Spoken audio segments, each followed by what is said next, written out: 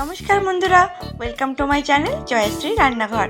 আজকে আমি আপনাদের সাথে মাটন হোয়াইট কোরমার রেসিপিটা শেয়ার করব।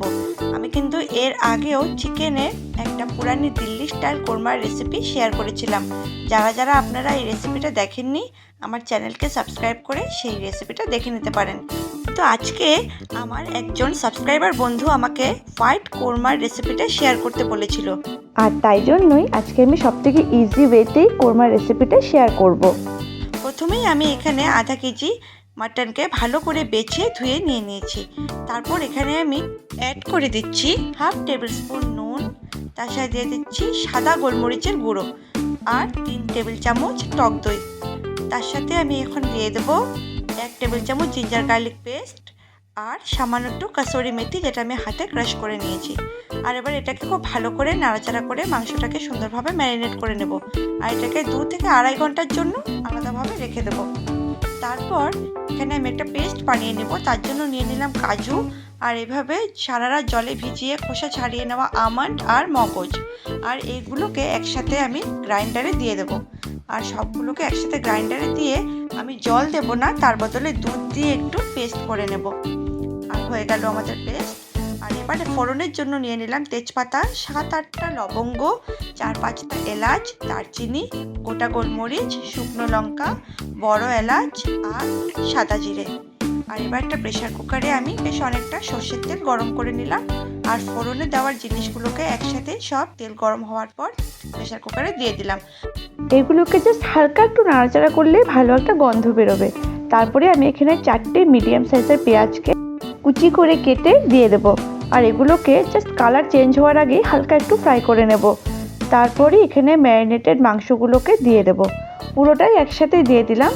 আর এবারে এগুলোকে খুব হালকা হাতে নাড়াচাড়া করে নেব। মোটামুটি মিডিয়াম ফ্লেমে 15 মিনিট মতন আমরা এটাকে খুব ভালো করে কষাবো। আর এখানে কিন্তু আমি এক্সট্রা কোনো জল অ্যাড করছি না, যেহেতু দই দিয়ে ম্যারিনেট করা আছে সেজন্য নিজের থেকেই অনেকটা জল বেরোবে। আর এই জলেই কিন্তু আমরা মাংসটাকে কষাবো। এটাকে মিডিয়াম ফ্লেমে বেশ ভালো করে আমরা নাড়াচাড়া করে নেব। আর তারপর যখন এটা হালকা একটু কালার চেঞ্জ হয়ে যাবে, তখন আমি এখানে অ্যাড করে দেব সামান্য পরিমাণে জল। খুব একটা বেশি জল দেব না, অল্প একটু জল দিলাম। আর এবার এটাকে নাড়াচাড়া করে এটাকে আমি জাস্ট হুইসেল দিয়ে নেব 2টো, যাতে মাংসটা খুব ভালো করে সেদ্ধ হয়ে যায়। আর 2টো হুইসেল দেওয়ার পর কিন্তু আমি ফ্লেমটাকে বন্ধ করে দেব। তারপর যখন ব্যাপারটা নিজের থেকে বেরিয়ে যাবে, তখন এটাকে খুলে আমরা দেখব যে মাংসটা কিন্তু বেশ ভালো করে সিদ্ধ হয়ে গেছে। এবারে আবারও ফ্লেমটা অন করে ড্রাই ফ্রুটসের পেস্টটাকে উপর থেকে দিয়ে দেব। সরি, আমাদের এখানে অ্যাকচুয়ালি পাওয়ার অফ হয়ে গেছিলো বলে আমি সেই মোমেন্টটা ক্যাপচার করতে পারিনি। তবে এখন আমি ড্রাই ফ্রুটসের পেস্টটা উপর থেকে অ্যাড করে দিলাম। আর এটাকে আবারও বেশ ভালো করে একটু নাড়াচাড়া করতে থাকবো। উপর থেকে 2টো চেরা কাঁচা লঙ্কা দিয়ে দিলাম। আর এটাকে খুব ভালো করে আবার একটু নাড়াচাড়া করে নেব, যাতে ড্রাই ফ্রুটসের পেস্টটা খুব ভালো করে এটার সাথে মিশে যায়। আমাদের কোরমা কিন্তু মোটামুটি একদম রেডি। এবারে কে কতটা গ্রেভি পছন্দ করেন সেটার উপরে বেস করে আমি উপর থেকে দিয়ে দিলাম সামান্য পরিমাণে দুধ। আমি এখানে জল অ্যাড করলাম না, যেহেতু এটা হোয়াইট কোরমা সেজন্য আমি এখানে দুধ অ্যাড করলাম। তবে আপনারা চাইলে এখানে জলও অ্যাড করতে পারেন। আর এবারে কোরমা কিন্তু কেওড়ার জল ছাড়া সম্পন্ন হয় না, সেজন্য আমি হাফ কর্ড কেওড়ার জল এখানে অ্যাড করে দিলাম। ব্যাস, কোরমা আমাদের একদম রেডি। উপর থেকে সামান্য একটু আদা কুচি আর 2টো কাঁচা লঙ্কা দিয়ে গরম গরম পরিবেশন করুন মাংসের হোয়াইট কোরমা। মাটন কোরমা কিন্তু সবার ভীষণ পছন্দ। আর এটা বিরিয়ানি বা পোলাও, ফ্রাইড রাইস সব কিছুর সাথে খুব ভালো যায়। আপনারা বাড়িতে বানান, কেমন হয় সেটা আমাকে অবশ্যই কমেন্টে জানাবেন।